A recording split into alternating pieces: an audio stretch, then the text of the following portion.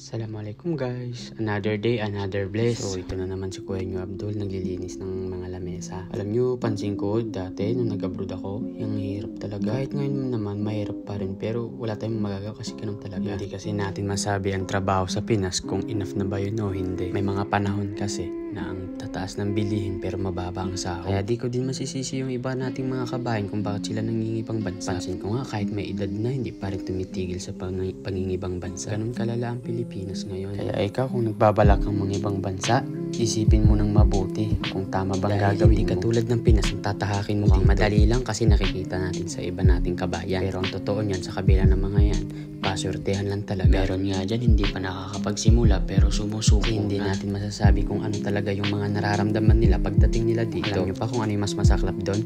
Yung expectation versus reality. Kaya kapag pumunta ka dito, dapat matibay ang dibdib mo, bakal ang puso mo. Dahil mahirap magtrabaho sa hindi mo comfort zone. Ako nakaranas din ako ng mga anxiety, depression at kung ano-ano pa. Pero nung naisip ko yung kung ano nga ba yung dahilan kung bakit nga ba ako nandito, ay nagpatuloy lang din ako.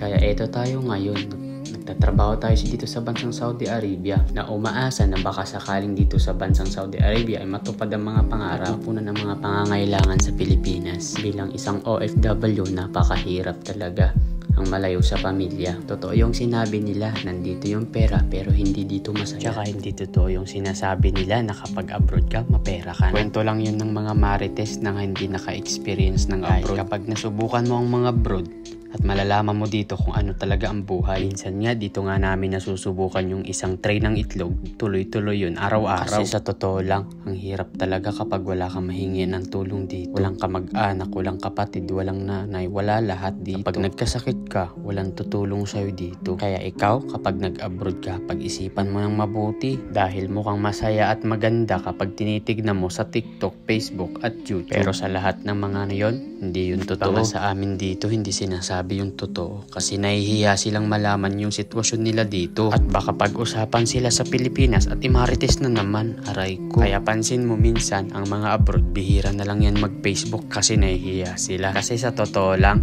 bilang isang OFW, masayang masaya kami kapag may nabibili kami para sa sarili namin. Tipong ikaw na mismo ang nakaka-proud sa sarili mo. Kahit maliit na bagay lang pero sobrang saya. Pero hindi magawa ng iba yon kasi nahihiya sila. Nakakarinig sila ng mga kung ano-anong sinasabi sa Pinas. Uy, si ganito ganyan hiniraman ko pero hindi ako pinautang. Pero nakapag my day naman. Sa reason kung bakit madalang na lang sila mag-social media. Minsan na lang sila makabili para sa sarili nila. Pero dismayado pa yung mga nakakita. Kaya ikaw, pag-isipan mo, pag pumunta ka dito, wag yung basta-basta lang kasi hindi mo alam yung mga mangyayari sa'yo dito. Kasi may iba dito, matatanda na. Dito nga na nga nagkapamilya eh. Iba naman, paswertihan lang talaga sa totoo lang dito. Kung sino pa yung mga mahirap yung trabaho, sila pa yung may mababang sahod. Yung iba, kung hindi nababaliw, sinasaktan at ginugutom. Kaya isa yun sa reason kung bakit kapag nag-abroad ka, dapat pag-isipan mo talaga ng mabuti. Dahil yung iba, masaklap man isipin,